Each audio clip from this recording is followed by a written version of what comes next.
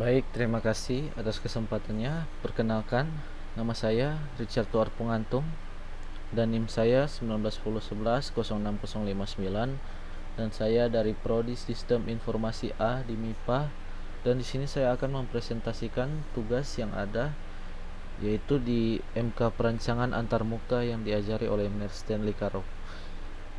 Terlanjut, eh, apa sih IMK itu?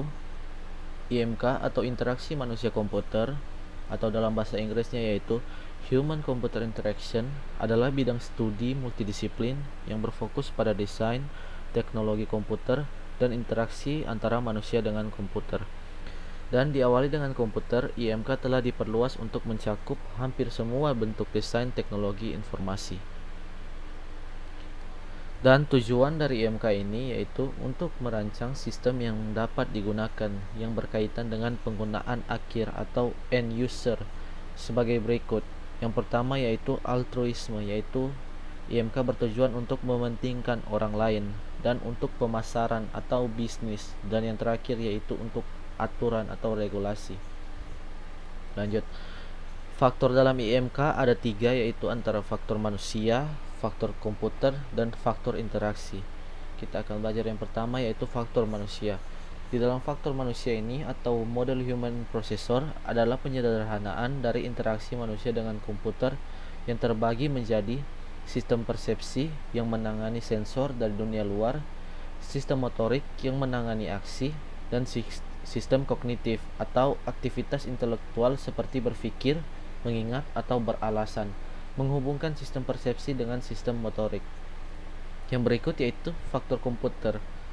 Faktor komputer di sini ada antara lain yaitu input devices yang di dalamnya ada keyboard, mouse, touchpad, touchscreen, scanner, dan lain-lain. Dan yang kedua yaitu output devices yaitu monitor, mobile device, printer, dan lain-lain.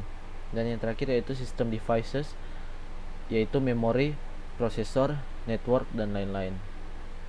Dan yang terakhir yaitu faktor interaksi dalam IMK, yaitu faktor interaksi atau model interaksi Norman yang diambil di sini yaitu pada tahun 1988 dari Norman antara manusia dan komputer. Dia bilang ada beberapa tujuan yaitu ada beberapa faktor yaitu yang pertama menetapkan tujuan, yang kedua membentuk maksud, yang ketiga menentukan urutan aksi, yang keempat pelaksanaan tindakan, yang kelima penerimaan kondisi sistem, yang keenam menafsirkan kondisi sistem, dan yang ketujuh mengevaluasi status sistem dengan tujuan dan maksud.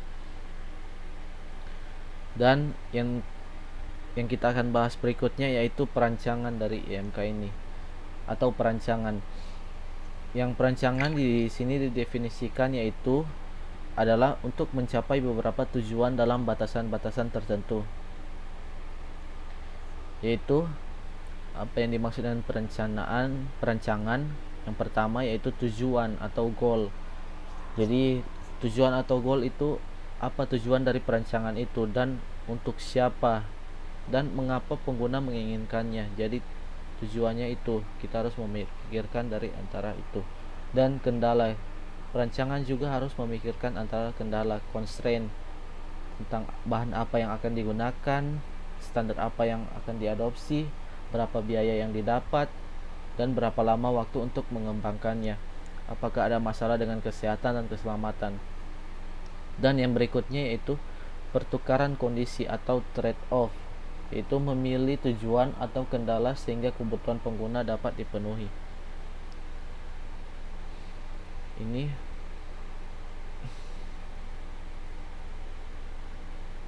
interaction design process yang seperti tadi, what is wanted, analisis, dan kita mendesain, ada prototipenya, dan kita mengimplementasikan dan mendeploynya.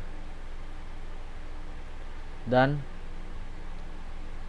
yang berikutnya yaitu perancangan fokus pada pengguna. Jadi perancangan itu kita memfokus pada pengguna yaitu who, siapa mereka, untuk siapa kita merancang ini, dan not you, mungkin tidak seperti Anda. Jadi kita harus memilih siapa dan mungkin tidak seperti untuk golongan mereka, dan kita harus talk, berbicara dengan mereka, dan watch, memerhatikan mereka, dan imajinasi, gunakan imajinasi. Dan yang terakhir yaitu untuk perancangan kita harus memikirkan untuk user interface-nya, yaitu antarmukanya akan jadi seperti apa. Jadi kita harus memikirkan menaruh tempat untuk menu-menunya di mana, kebesaran besar fontnya seperti bagaimana, dan kita harus merancang yang semenarik mungkin untuk pengguna dapat dilihat dengan mata dan memanjakan mata. Dan itu saja, sekian dari saya. Terima kasih.